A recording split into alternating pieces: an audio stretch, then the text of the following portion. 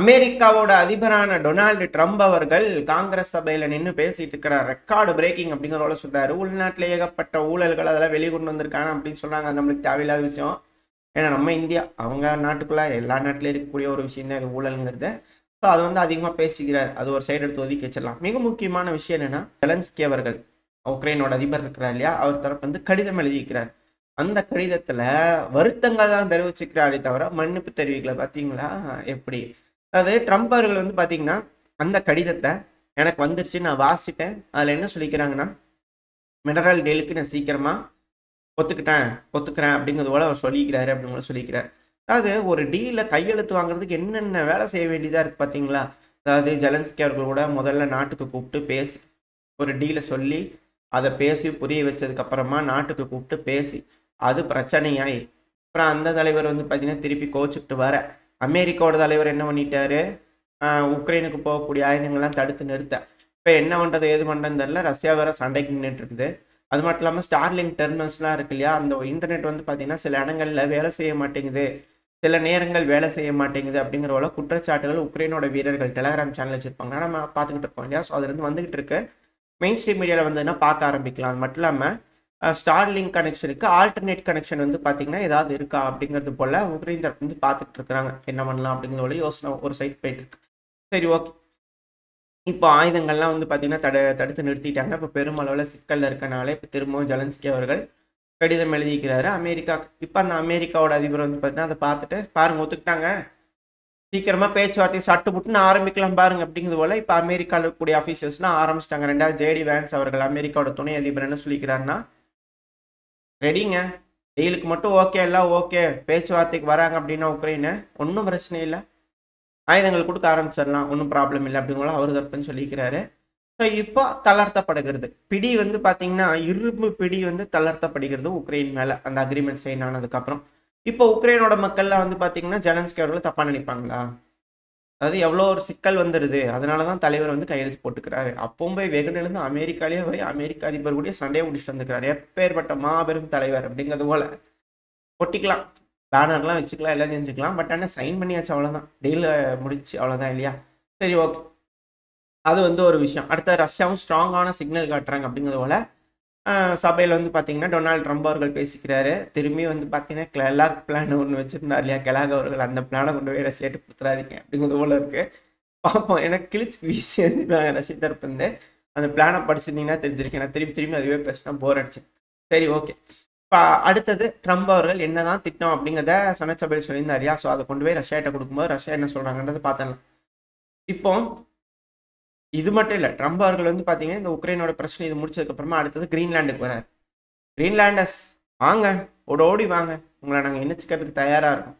அடுத்து வந்து பார்த்தீங்கன்னா கெனடா, அடுத்து வந்து பார்த்தீங்கன்னா பனாமாவோட கால்வாய், பனாமா கால்வாயை வாங்கிக்கிறதுக்கு நாங்கள் தயாராக இருக்கோம். இது ரொம்ப பெருமையான ஒரு விஷயம் அப்படிங்கிறது போல அவர் தரப்புலேருந்து அது எல்லாத்தையும் ஒரு கலக்கலக்குன்னு கலக்கி இருக்கிறாருங்க. உலகத்தையே வந்து பார்த்தீங்கன்னா அசைச்சிருவார் போல இருக்குது ஒரு மீட்டிங்லேயே.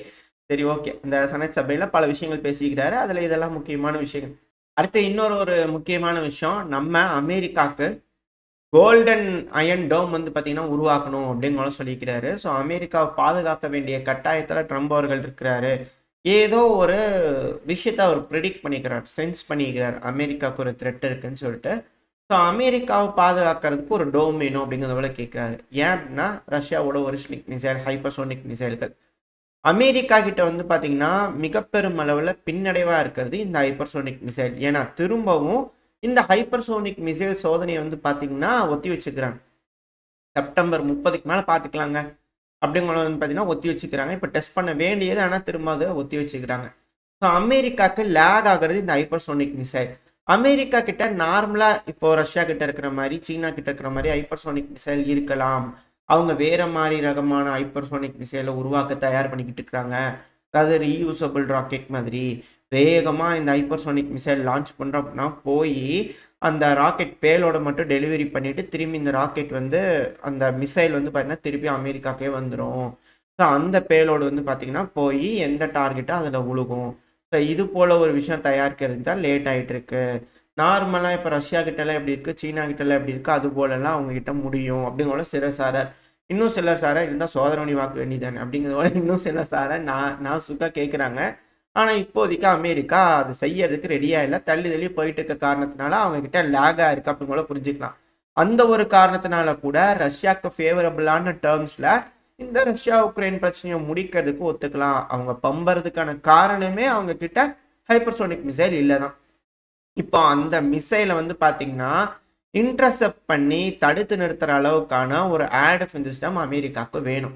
ஏன்னா அமெரிக்கா வர்னரபுளாக இருந்துச்சு, அதாவது பாதுகாப்பின்மையாக இருக்குது அப்படின்னா அமெரிக்கா போய் மற்ற நாடுகள் எல்லாம் வந்து மிரட்டிட்டு இருக்க முடியாது, உருட்டிட்டு இருக்க முடியாது. ஏன்னா அவன் வேணா தூக்கி கொண்டு தூக்கி போட்டுருவான். ஏன்னா இப்போ கூட வந்து பார்த்தீங்கன்னா யமன் ஹவுதிஸ் இந்த செங்கடல் வந்து பார்த்தீங்கன்னா MQ-9 ரீப்பர்டோட அனுப்பி விட்டுக்கிறாங்க. ட்ரம்போட அடி அப்படிங்கிற இன்னொன்னே அடிச்சு தட்டிக்கிறாங்க. ட்ரம்ப் அவர்கள் டைமில் இது MQ-9 ரீப்பர் ட்ரோனு. இப்போ ட்ரம்ப் அவர்கள் என்ன செஞ்சுக்கிறாரு, ஹவுதிஸ் வந்து டெரரிஸ்ட் ஆர்கனைசேஷன் அப்படிங்கிறத பார்த்தா ஆட் பண்ணிக்கிறாரு.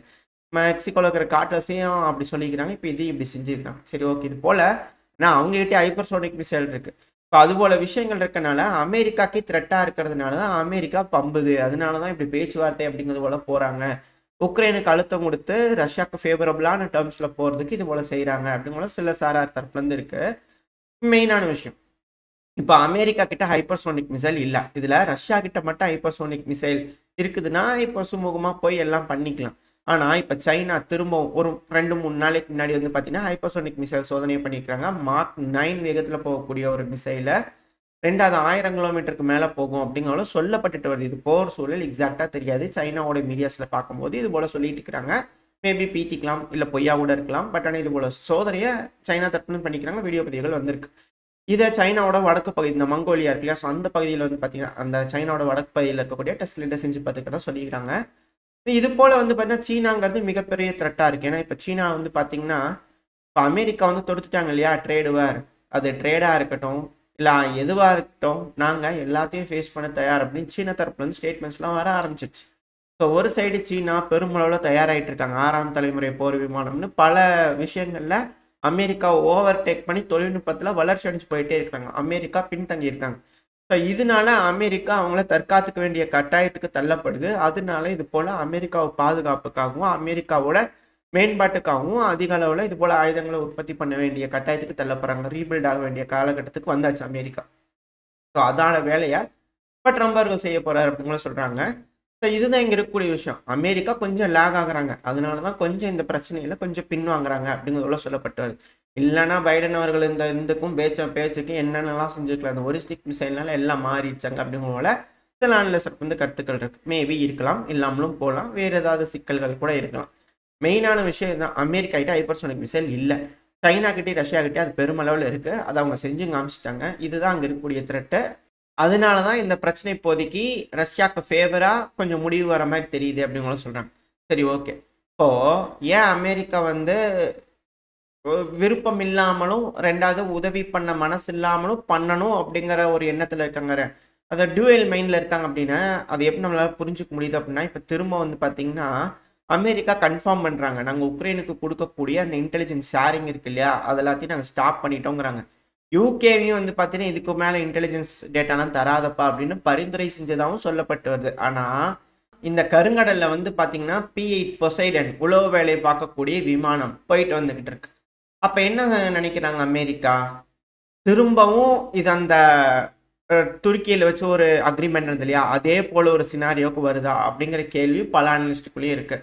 ஏன்னா ஜெலன்ஸ்கி அவர்கள் இந்த கடிதம் எழுதிக்கிறார் இல்லையா, அந்த கடிதத்தில் அவர் என்ன சொல்லிக்கிறாருன்னா, ரஷ்யாவும் வந்து பார்த்தீங்கன்னா இந்த பார்ஷியல் சீஸ்ஃபயரை முதல் கட்டமாக அக்செப்ட் பண்ணிக்கணும், அடுத்தடுத்த கட்டம் சீக்கிரமாக போகணுன்னு இருக்காரு. பார்ஷியல் சீஸ்ஃபயர்னா என்னது, இது யார் சொன்னது, யூகேவோட ஸ்டார்மர் அவர்களும் மேக்ரான் அவர்கள், அவங்க 2 பேர்த்தோட ஹெட் உக்ரைனோட தலைமையில் இப்போ ஒரு 18 நாடுகள் 19 நாடுகள் உட்காந்து மீட்டிங் நடந்தது இல்லையா. ஸோ அந்த நாட்டில் எடுக்கக்கூடிய முடிவுகள், அந்த மீட்டிங்கில் எடுக்கக்கூடிய முடிவுகள் என்ன, உக்ரைனுக்கு ஏர் ஸ்பேஸும் ரெண்டாவது வாட்டர்ஸும் வந்து பார்த்தீங்கன்னா ப்ரொடெக்டடாக வச்சுக்கணும்னு. இதை மட்டும் ப்ரொடெக்ட் பண்ணுறாங்கன்னா என்ன அர்த்தம், ஒரு மாதமாவது ப்ரொடெக்டடாக இருக்குன்னா என்ன அர்த்தம், அதிகமான ஆயுதங்களை கொண்டு வந்து உள்ளே இறக்க போகிறாங்களா உக்ரைனுக்குள்ளே அப்படிங்கிறது போல அர்த்தம் தானே இதுக்கு வருது. இதை திரும்பியும் துருக்கியில் இந்த மாதிரி ரஷ்யா பின்வாங்கிக்கோங்க, அதுக்கப்புறம் பேசி ஒரு முடிவுக்கு வரலான்னு சொல்லிட்டு ரஷ்யா பின்வாங்கினதுக்கப்புறமா கீவ்லேருந்து இப்போ என்ன பண்ணாங்க, இப்போ அதே போல் ஒரு வேலை நடக்க போதா அப்படின்ற கேள்விகள் சில அனலிஸ்டுக்குள்ளே இருக்குது. ஸோ அதுக்கு தான் பார்ஷியல் சீஸ்ஃபயர் கேட்குறாங்களா, களத்தில் சண்டை பிடிச்சிக்கங்க ஆனால் ஏரெல்லாம் க்ளோஸ் பண்ணுங்க அப்படின்னு கூட சொன்னாங்க. ஏன்னா இப்போ திரும்ப வந்து பார்த்தீங்கன்னா இந்த ஒடசா பகுதியில் பயங்கரமான தாக்குதல், லார்ஜ் ஸ்கேல் அட்டாக் இந்த ஒடசாலே நடத்திட்டு இருக்காங்க ரஷ்யா தரப்பு. அது மட்டும் இல்லாமல் 188 ட்ரோன்கள் வந்து பார்த்தீங்கன்னா ரஷ்ய தரப்பு வந்து ஏவி விட்டுருக்காங்க அப்படின்ற குற்றச்சாட்டுகள் உக்ரைன் தரப்பு வந்து வந்திருக்கு. இதில் திரும்ப திரும்ப வந்து பார்த்தீங்கன்னா மேற்குலக நாடுகளோட மீடியாக்கள் இப்போ உக்ரைனோட அதிபர் வந்து என்ன செய்வார், அந்த கேள்வி அது கேட்குறாங்க இல்லையா, அதை நம்ம திரும்பி யோசிக்கணும், அதை நம்ம கேட்டுக்கிட்டே இருக்கணும். நம்மளுக்கு அமெரிக்கா ஆயுதங்கள் கொடுக்கறத நிப்பாட்டிட்டாங்க. உக்ரைன் இப்போ என்ன பண்ண போகிறாங்க, அவங்க வீரர்களை காப்பாற்ற போகிறாங்களா, உக்ரைனோட கேபிட்டல் அதாவது அவங்க மக்களை காப்பாற்ற போகிறாங்களா, இல்லை முன்களத்தில் என்ன சண்டை பிடிச்சிட்டு இருக்காங்களே அவங்கள காப்பாற்ற போகிறாங்களா, இல்லை அங்கே இருக்கக்கூடிய எலக்ட்ரிக்கல் இன்ஃப்ராஸ்ட்ரக்சர் அதை காப்பாற்ற போகிறாங்களா. ஏன்னா இப்போ ஒடசால இருக்கக்கூடிய எலக்ட்ரிக்கல் இன்ஃப்ராஸ்ட்ரக்சர் மேலே அடிச்சிருக்காங்க அப்படிங்கிறது போல உக்ரைன் தரப்பு வந்து குற்றச்சாட்டுகள் வந்திருக்கு. அதாவது இது போல விஷயங்கள் உக்ரைன்கிறது மெஜாரிட்டி அமெரிக்காவை நம்பி இந்த போர்ல இறங்கி பெரும்பாலும் சண்டை பிடிச்சிட்டு இருக்காங்களே, இப்போ வந்து இது போல சொன்னா இது ஒரு படிப்பினை. கமேனி அவர்கள் சொன்னார் இல்லையா, அதுதான் பல நாடுகளுக்கு இருக்கக்கூடிய ஒரு விஷயம். இந்த நாட்டை நம்பி ஏதோ ஒரு அக்ரிமெண்ட்டோ இல்லை ஏதோ ஒன்று செஞ்சோம் அப்படின்னா கண்டிப்பாக உக்ரைனுக்கு என்னவோ அதுதான் நடக்கும் அப்படிங்கிற மாற்று கருத்தே இல்லை. ஏன்னா அமெரிக்கா பொறுத்த வரைக்கும் அமெரிக்காவோட நட்பு நாடு. இப்போ உக்ரைன் வந்து பார்த்தீங்கன்னா ஜெயிக்கவும் விட மாட்டாங்க, தோக்கவும் விட மாட்டாங்க. இழுன்னு இழுத்து சீரழிச்சு இது போல வேணுங்கிற லாபங்களை சம்பாதிக்கிற வரைக்கும் செய்வாங்க அப்படின்னு சில அனலிஸ்டோட கருத்துக்கள் இருக்கு. ஸோ வெயிட் பண்ணி பார்ப்போம் உக்ரைனுக்கு என்ன ஒரு நல்ல விடிவு காலம் வருதா, இல்லை இந்த பேச்சுவார்த்தைனா சுமூகமாக முடியுதா அப்படிங்கிறதுலாம். ஆனால் பல அனலிஸ்ட்டும் தீர்க்கமாக நம்புறது இது முடியறதுக்கான தோரணையாட்ட தெரியலிங்க. இது மறைச்சுன்னா தெளிவாக பேசியிருந்துருக்கணும். அமெரிக்காவும் ரஷ்யாவும் பேசவே இல்லை. அவங்களுக்குள்ள ஒரு பீஸ் பிளான் பேசிக்கிறாங்களா, இல்லை. சும்மா உறவுகளை மேம்படுத்தி இப்போ உட்காந்து வந்து பண்ணால் உக்ரைன் கிட்ட மினரல் டீல் சைன் வாங்கிறதுக்காக இது போல வேலைகள்லாம் நடந்துட்டு இருக்கே தவிர மற்றபடி எதுவும் ஆன மாதிரி தெரியலைங்க. பிரச்சனை முடிக்கிறதுக்கான வழி என்னவோ அது எதுவும் பார்த்த மாதிரி தெரியல அப்படிங்கிற சொல்கிறாங்க. ஸோ வெயிட் பண்ணி பார்ப்போம். ஒரு வேலை முடிக்கிறதுக்கான எண்ணத்தில் கூட அமெரிக்கா இருக்கலாம் இல்லையா. ஸோ என்ன நடக்க போகிறதுலாம் வெயிட் பண்ணி பார்ப்போம். ஓரளவுக்கு தகவல்கள் இந்த ரஷ்யா உக்ரைன் பிரச்சனையை பற்றி பார்த்துருப்போம்னு நினைக்கிறேன். இதோட இந்த பதிவு நான் முடிச்சுக்கலாம். இந்த பதிவு எப்படி இருந்துச்சு, உங்களுக்கு பிடிச்சிருக்கா, பிடிச்சுன்னா லைக் பண்ணிட்டு உங்கள் ஃப்ரெண்ட்ஸ் ஃபேமிலியோட ஷேர் பண்ணிக்கோங்க. அது கூட மறக்காமல் இந்த பதிவு பற்றி உங்களோட கருத்துக்களை கமெண்ட் செக்ஷனில் சொல்லுங்கள். இந்த பதிவு நல்லா இருக்குன்ற நம்பிக்கையில் அடுத்த போய் உங்களை சந்திக்கிறேன். அது வரைக்கும் ஸ்டே சேஃப். பை.